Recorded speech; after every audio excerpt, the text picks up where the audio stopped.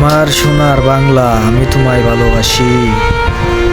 বাংলাদেশ আমার, বাংলাদেশ তোমার, বাংলাদেশ খোদার দান। ধন্য ধন্য আমি, সবার চাইতে দামি বাংলা মায়ের সন্তান। সবুজ শ্যামলে গড়া আমার এই বাংলার মাতৃভূমি, এমন দেশটি কোথাও খুঁজে পাবে না গো তুমি, সে যে আমার জন্মভূমি। এমন দেশটি কোথাও খুঁজে পাবে না গো তুমি।